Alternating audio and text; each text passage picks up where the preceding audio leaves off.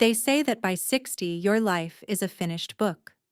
The chapters are written, the ink is dry, and all that's left is the epilogue. My name is Elena, and for 35 years I believed that lie. I was the glue of the family. If a button fell off a shirt, I sewed it. If someone was sick, I made the soup. I lived my life in the shadows of other people's needs. But here is the secret no one tells you about long marriages. Silence isn't always peace. Sometimes, silence is just the sound of a woman disappearing. I didn't realize I had vanished until a Tuesday afternoon, over a bowl of cold soup and a comment my husband made without even looking up from his phone. My husband Mark is a creature of habit. For 35 years, I knew his schedule better than my own heart. Coffee at 7 a.m., 2 sugars, no cream. Ironed shirts by Sunday night. He wasn't a monster. He never raised his hand to me. But he did something quieter. He stopped seeing me. I remember standing in the kitchen last week. I had spent 4 hours deep cleaning the pantry and preparing a complex roast. When he sat down, he didn't say, "Thank you." He just poked the meat and said, "Is there no mustard?"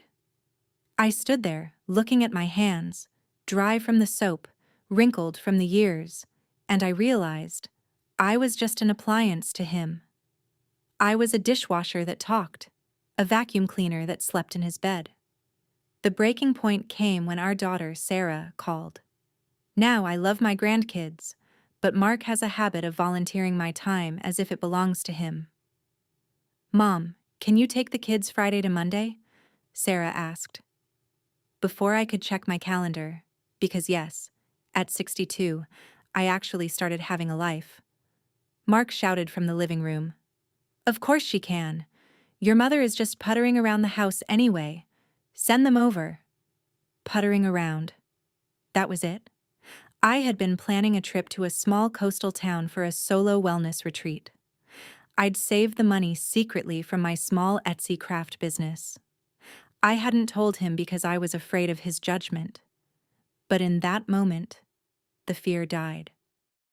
I walked into the living room and took the remote out of his hand.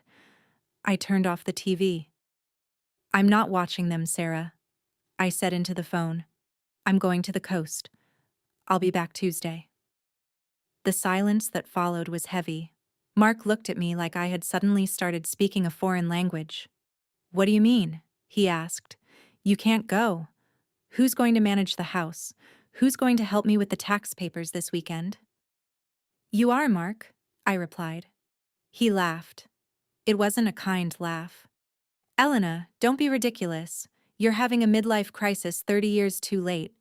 You don't just go away. You're a grandmother."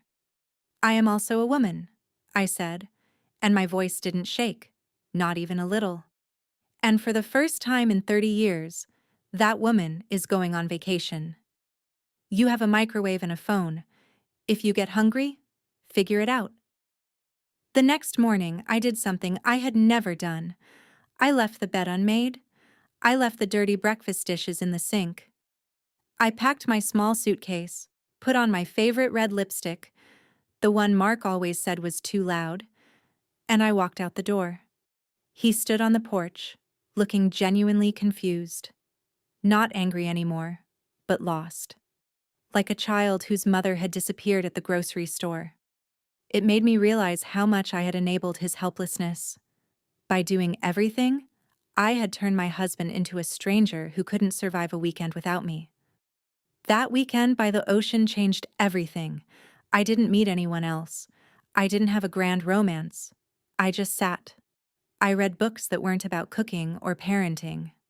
I ate dinner at 9 p.m. because I was hungry, not because a clock told me to. I realized that setting a boundary isn't about being mean. It's about survival. When I returned, the house was a disaster. There were pizza boxes everywhere. But Mark was different. He looked at me, truly looked at me, when I walked in. He didn't ask what was for dinner. He asked, "How is the water?" We are in a strange new phase now. It's uncomfortable.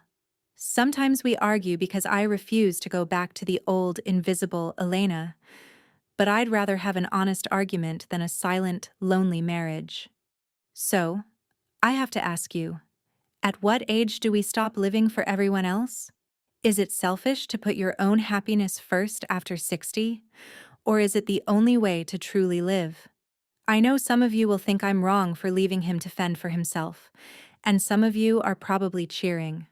Whatever you think, tell me in the comments. I'm reading them all tonight, right after I finish my pottery class. Don't forget to subscribe.